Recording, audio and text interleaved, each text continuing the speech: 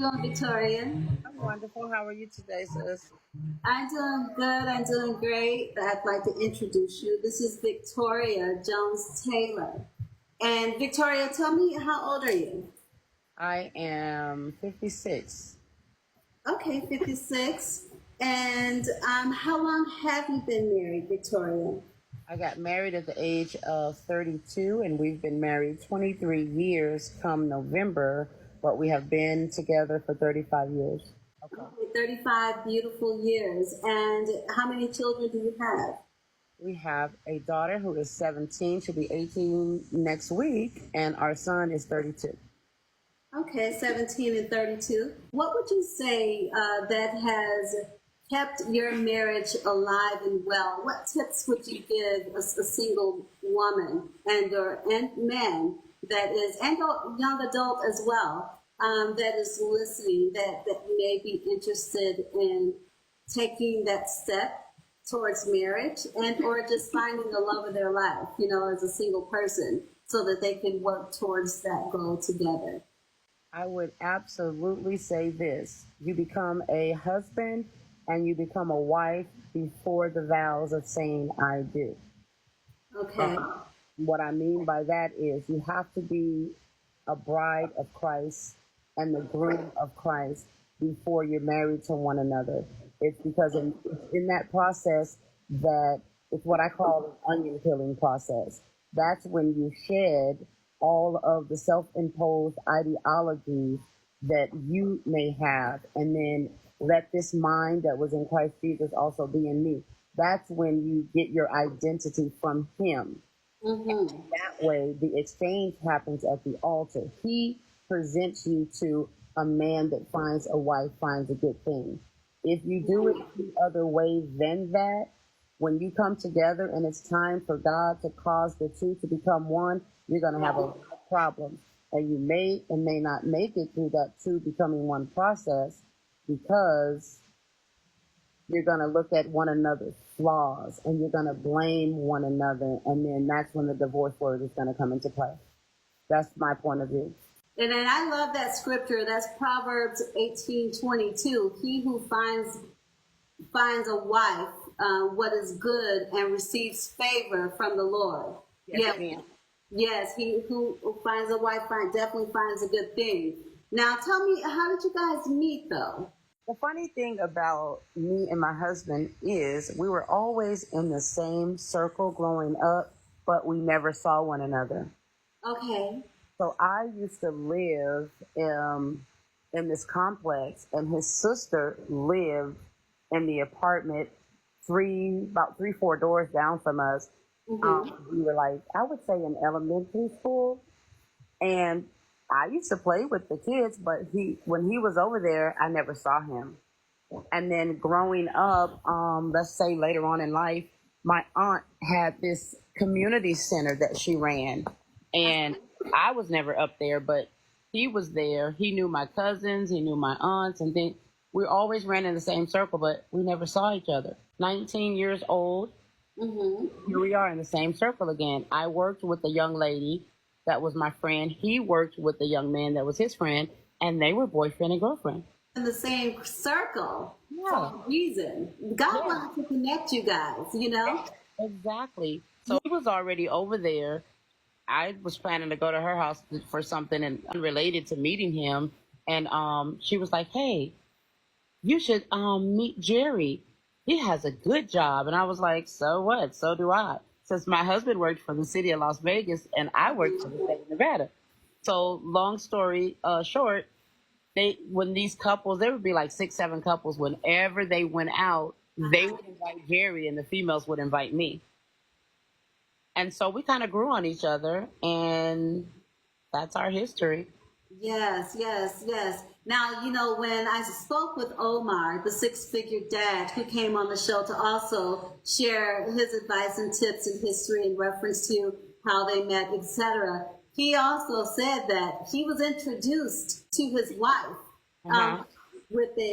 through a friend of both of theirs. They both had the same friend. So that's how they end up meeting. So you're now saying that you were introduced, or you two were actually in the same circle. However, there was someone that was close to you that said you should meet so and so. He has a good job, etc. But so you see what I'm saying? They're like this connection, you know, through the people who you already know. What are three words that you would describe that was that yin and yang, if you will? The opposites attract. Did you discover that there was that yin and yang, the opposites between the two? I would say this. He was the first man that I met that made me change my conversation and change my approach. I was so used to having to guard myself in the sense that, like a man teaches you the game, so you know how to not get played as a woman. Mm-hmm. But then when I was with him, I could just be my soft self.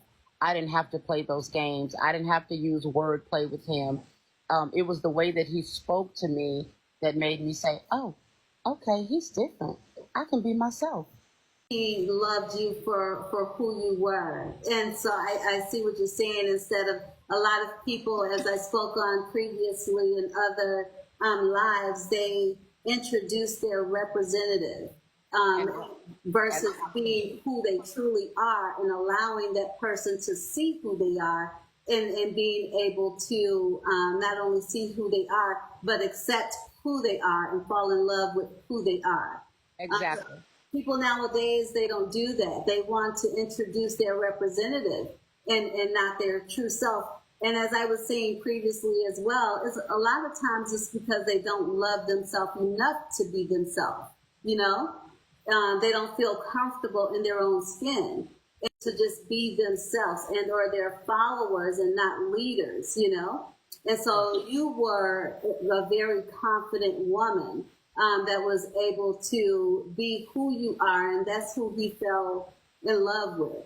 I never dated a representation of him. He was always 100% authentic to the person that he is today. And Yes. I love that about, he did not play games. If he said the sky was blue, the sky was blue. And I love that. What were the qualities that you learned about him early on that made you want to go to the next step with him in a relationship? Now, some people say this is silly on my part, but like I said, I had a great job. He had a great job.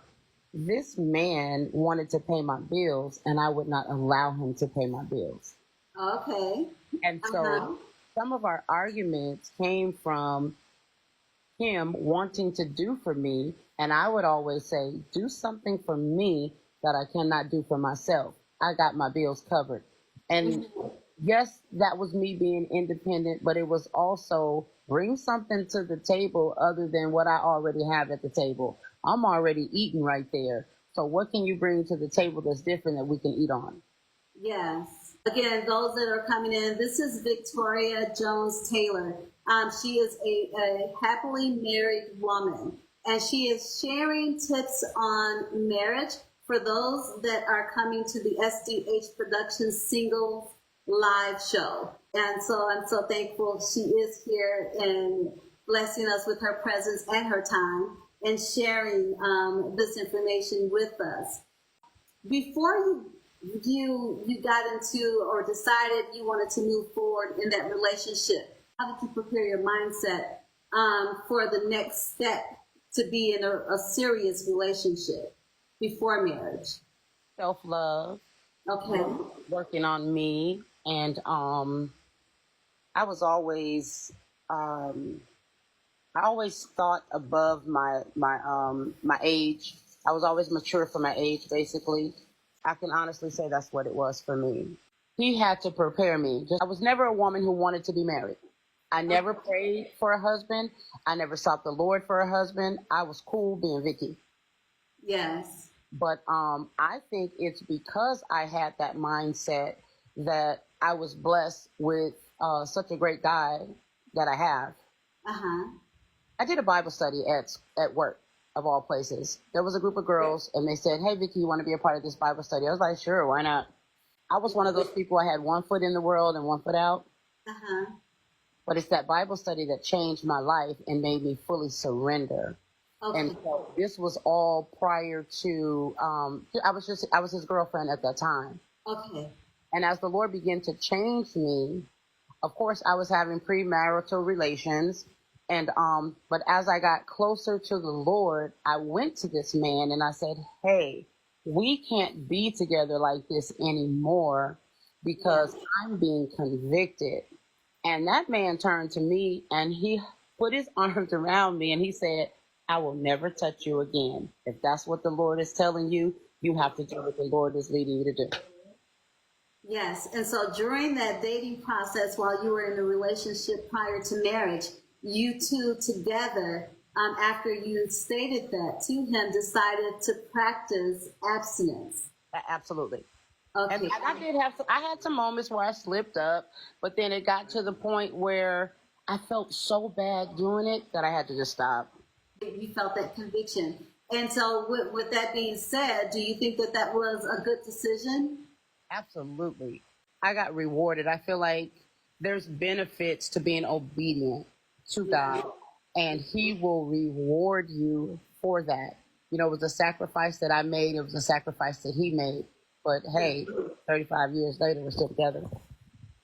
After marriage, as far as keeping it so strong during the beginning, what is it that you two had to learn about one another once you literally came together and decided to live under the same roof?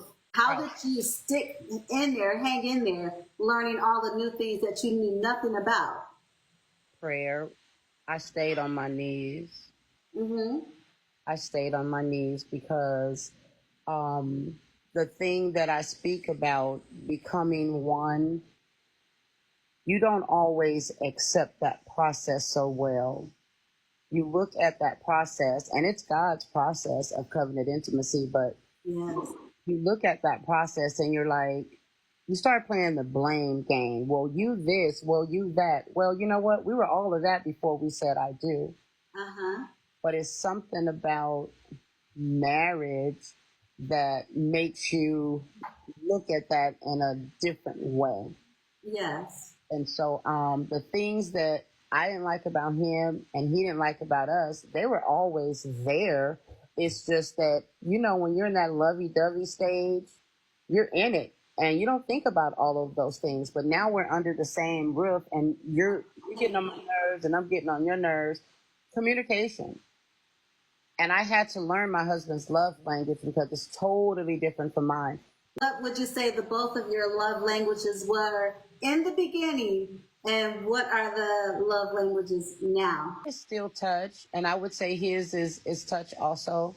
Okay. Okay. Power in the touch. But the thing for me was, if a subject came up, I want to discuss it and I want to talk about it right now. And he's the type of person, he has to process it. So he's gonna, you pose that question to him, he's gonna think about it and he wants to come back and talk about it later. And I have to learn that that's okay. Because in the beginning, no, I want to talk about it right now, and we're gonna talk about it right now, you know, like that. But I had to learn that's not how his communication goes. Yes. Yeah. And I love the way that you prepared for this relationship before you guys even got married. After getting to know him and learning him, and you said that your conversation changed as you got to know him. And this is when you guys put God in the center of it all and allowed God to lead you in that relationship. And which is a beautiful thing, you know, because it's always good to have God in the center of it all. Temptation is short-term gratification, okay? But how do you resist temptation? Because you're not blind to what's Exactly. out here in the world. I'm glad you said that. Yes. I'm glad you said that. Now, this is just me. I do not look at men the same. I do not look at men the same. He can speak from his point of view, but I don't look at men the same. I don't even want friend guys. They can, you know, hug me and things of that nature, but it's a church hug for me. I don't like another man putting his hands on me. And that may be strange to someone, but that's me. That's just Yeah. me. But I accept it because, I have spiritual discernment and I can tell if your intentions are pure or not. But yeah, I don't even like another man to touch me because I am 100% satisfied with my husband. After 35 years, he still gets the job done. And I'm responsible for my happiness. He is not responsible for my happiness. He makes me happy, but I'm responsible for my own happiness. But he brings me so much joy. We still laugh together. We are best friends. Yeah. And so, I trust God with his heart when he's not in my presence. Yes, and so that's what I was going to say because I feel, and I'm sure that you can confirm this as well. Before you got married, you grew to get to know him. It sounds like how many years was it when you first met him? How many years between when you first met him to the point where you got married? I met him when I was 19 and we got married when I was 32. Oh, okay, okay. So, at We what didn't get that. point did he propose to you? I was 20 something. The latter part of the 20s. Okay, the latter part of the 20s. Yeah. Okay, and so that's a long period. That's about 13 years. Because we didn't put a label boyfriend girlfriend on it for a while. Okay. Yeah, we didn't label it for a while. I liked him, he liked me, but this is all part of the 35 years. When we stopped going out with the other people, we said, you know what? We figured out we liked each other, and he was like, well, you want to go out without them? I'm like, absolutely. So then we started learning each other on our own. But Okay. yeah, he wasn't even though we liked each other, we went out to eat. We weren't boyfriend, girlfriend for when I say a long time, I'm not talking months, I'm talking years. Yes. Okay. Okay, got it. So then you were able to develop a strong friendship over time. Yes. I mean, a true friendship to where it's genuine. We were able to develop that over that time frame, which is about 13 years, and Yes. before he proposed in the latter part of the 20s. Yes. Okay, and then you two moved in after you were married or prior to? I moved in. So what happened was I went from one career, which was customer service. I had been on my job for over 20 years, and I thought I wanted to be a corrections officer. So Okay. I left my job, went into that field, figured out I didn't like it. So I went to him and I said, hey, I got to quit my job, and I don't know what I'm going to do. And we were driving down the street, and he said, pick up that folder. I opened the folder. It was a check in there for $19,000. And I looked at the check. I'm crying. He goes, don't worry about anything. I got you. So this man paid my car note. He paid my rent, and he paid all of my bills. And Yeah. then he got to the point when he said, you know what? You're always at my house, and I'm paying rent in an empty apartment. So you either move in here or you're going to have to be responsible for your own bills. And I said, well, you know how I was raised. I'm not going to shack with you. And he said, well, I guess you better grab a calendar and pick your wedding day. And so that's exactly what I did. Mind you, he had already given me the ring a few years before. He bought a ring. And I was wearing it, but Yes, absolutely amazing, Victoria. yeah, I love this. yeah. Girl, you have touched my heart and soul with Oh, that. thank you. Oh, that was beautiful. That's a real man. He is. That's a real man.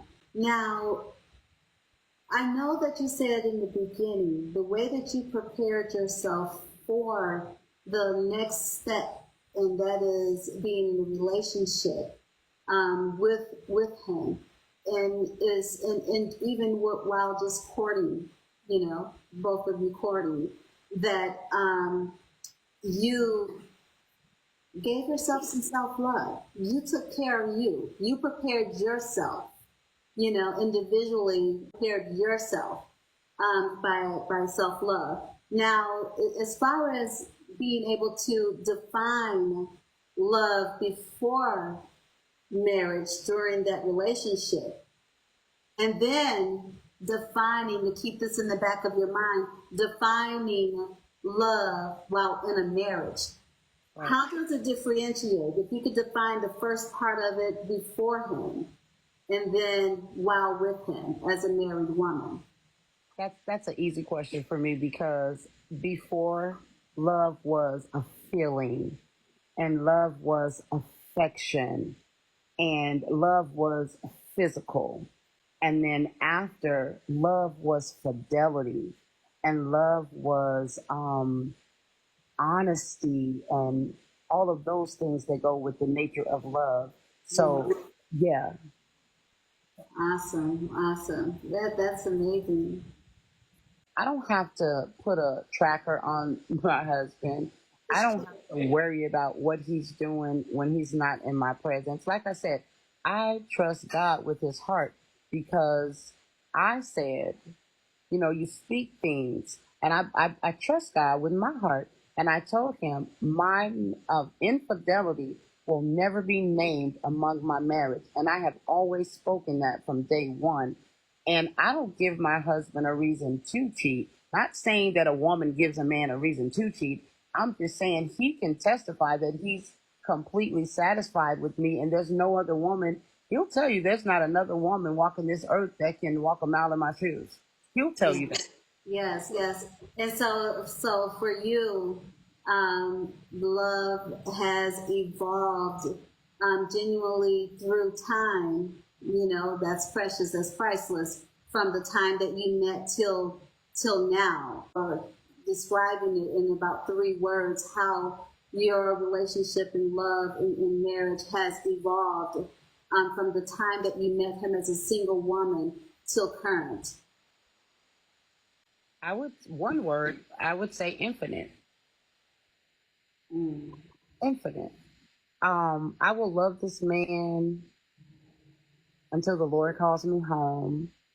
And if he should go before me, God himself would have to tell me to remarry, because I don't believe that there's another man in the world that can capture my heart and treat me the way that he has treated me, because I am forever spoiled. Yes. Yeah. I love that. That's so precious. You're making me love, in which I do me, and not to be selfish or sound self-centered or cocky, but I know who I am. Exactly. And so I am very confident, and I do love myself so much to the point to where right now, when God brings him to me or I meet him, it'll happen. I will know. But until then, I got so much of it to give. That's why I started this single show, because I have so much to give that I want to spread it out. Exactly. I'm the love angel. I want to spread it out so that others can hopefully find their true love like you have, right?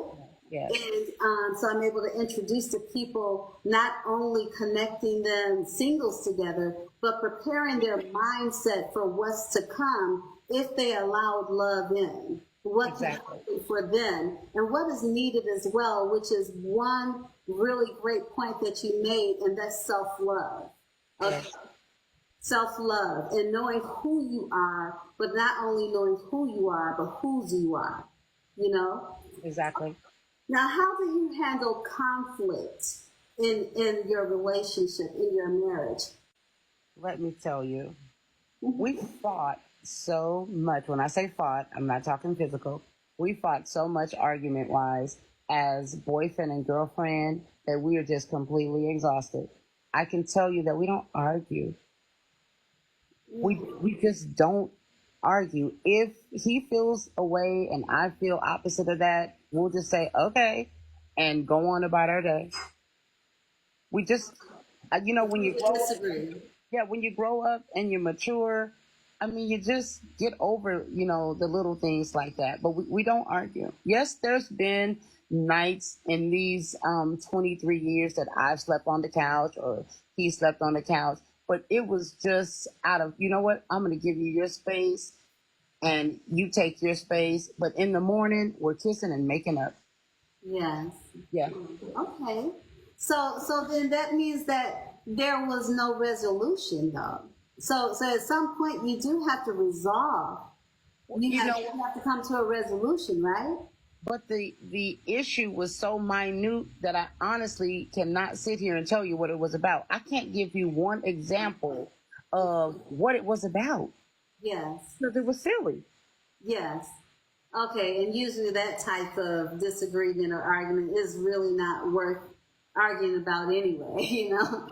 Right. Okay. So But it like, is important though. I don't want people to think that when a husband and a wife gets in an argument, you know, they just sleep separately to give each other space and then the next day they're lovey-dovey. At some point, you do have to come to a solution or a resolution. And I'm sure there's been times in your relationship where that component played a part. And so, how is that handled? you come back together, absolutely. There has to be a resolve. You come back together and you talk about it. And, you know, if you got to agree to disagree and move on and say, okay, well, that's how you feel. That's how you feel. You move on. But sometimes you won't have a concrete resolve in a thing. And you just have to say, okay, and then move on with life. You know what I mean? Yeah. But you don't throw things in one another's face. You don't bring up something from 6 months ago. If it's done, it's done. Mm-hmm. Yeah. Yeah, yeah, yeah. I get you, and so I guess I am a little different because I would want to resolve it so that it doesn't come up again and it's handled. So we're not repeating the same issue again. You know, Exactly. what I've experienced when I have connected people outside of this live, of course, and they have gotten married or they're still together, and some are possibly going to get married during the relationship as a single woman. You have goals, you have things that you wanted to strive for and complete. Now, the thing is, what I'm afraid of, and the reason why this question is coming up because it's something that I have concerns about. When I do choose to settle down, what I don't want is a man that is not going to support my dreams, support my goals, and then I find myself trying to just cater to him to make sure he's happy, and then putting my goals on the back burner. Are there any goals that you may have had that you want to fulfill or complete and or dive back into? Or are you still working towards goals? I have never lost myself in him as an individual to say that I had to put myself on the back burner to push what he was doing forward. He has always allowed me to be me. He has always allowed me to support others with his income because when we got married, I didn't have an income. Remember, I quit that job. You did initially before you got married, though. You were working for over 20 years, and so Yes. you were dedicated to your career when you met him.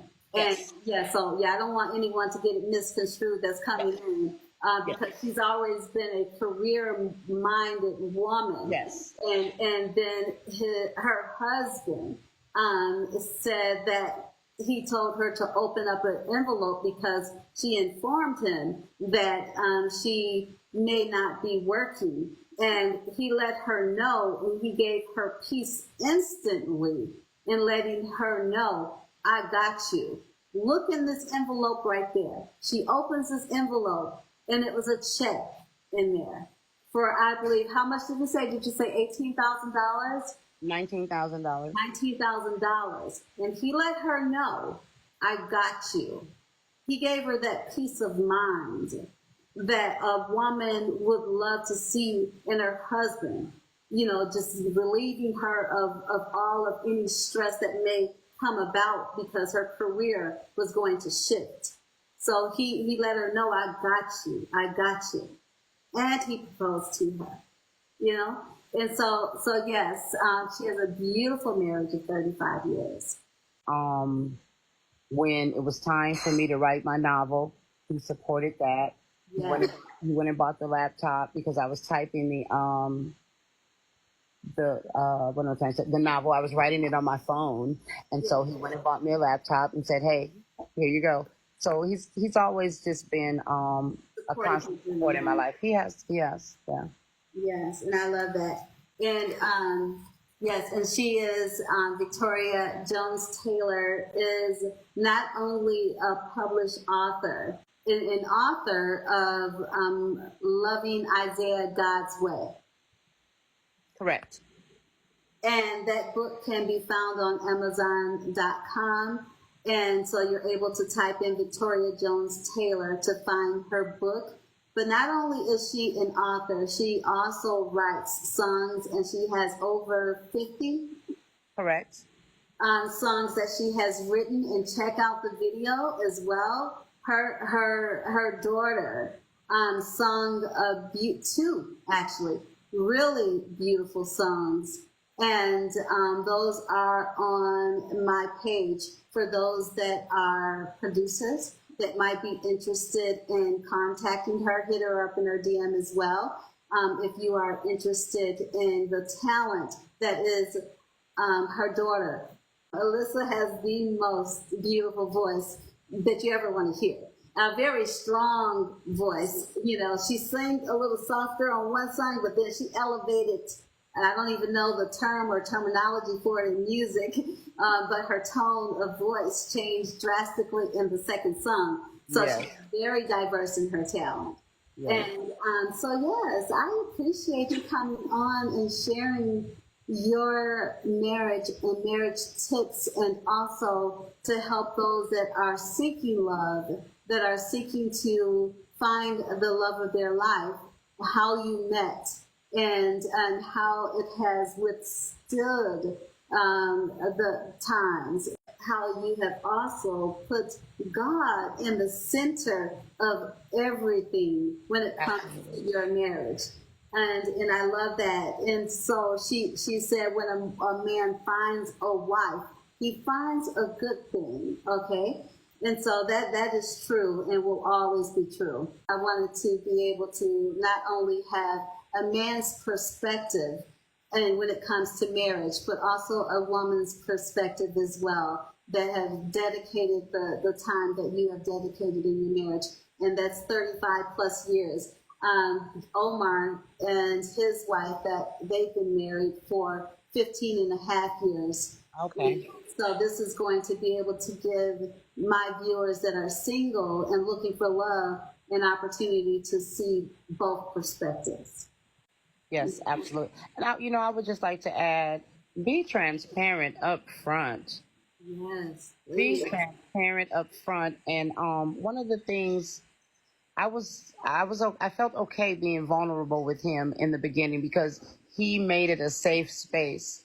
Mm-hmm. He made it a safe space for me to be vulnerable with him. I knew by his actions, not just his words, but I knew by his actions that it was okay to be vulnerable with him. And I knew that it wouldn't go anywhere other than him, any further than him.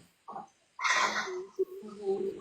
Okay, and that's so important, because like I was saying initially in the beginning, that so many people, I don't know if I can't blame it on social media, really, because it can be the way that your person was raised as well, right. Where they're just not happy with who they are, and then so they don't allow themselves to showcase who they genuinely are, because they're afraid to do that. Social media, you have to click follow. It's like a mindset thing. It almost tells you to follow others, And when I think that it should be one that has their own mind and be able to set trends.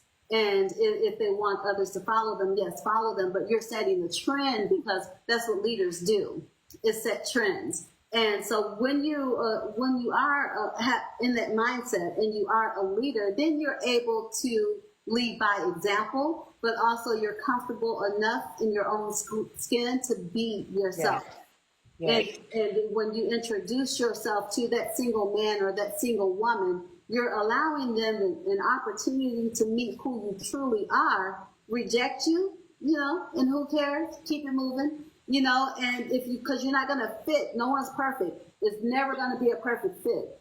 But you're allowing that person to actually to get to know who you are. They can't get to know you if you're going to pretend to be someone else.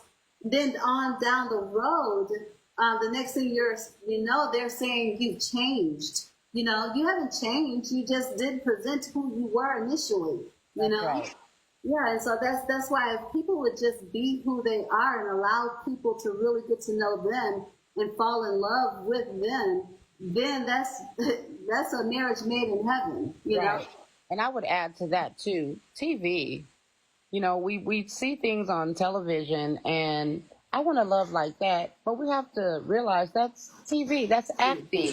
That's a script that's written. That's just a written script, right? Relationships and love, it's not always like that. So that's why I say be transparent, be your authentic self. Like you said, I don't want to date your representative, and then later on, 6 months down the line, I find out that you're a monster or something. Right. Exactly. Also, ladies, protect yourself. Don't just meet up with these men that are hitting you up in your DM and you know nothing about them yet. You want to protect yourself. Do your due diligence and get to know them just via phone, because it seems that they're asking people out and they have only talked to them on a DM. And right. If you have not truly gotten a chance to know them, one, you want to do a little research. Do your due diligence, and search is free on the World Wide Web, on Google. There is no cost to do a little background check before you go off somewhere with someone you know nothing about. Absolutely. Never seen again. So make wise decisions. Don't just accept an invitation to meet somewhere when you still do not know them. Enjoy getting to know someone new via phone, come through conversation, through FaceTime, before you even decide you want to level up to, meeting them. It could take 1, 2, 3, 4 months. You never know. Be safe out there.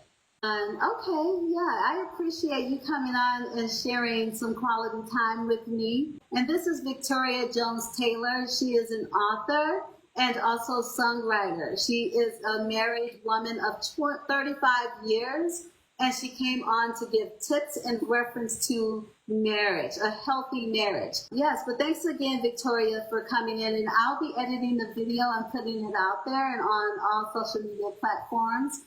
For our single ladies and gentlemen to see that are looking for love. Oh, thank you. And thank you for having me as a guest. Oh, thank you. Thank you so much, baby. You're welcome. Have a blessed one. You too. Okay.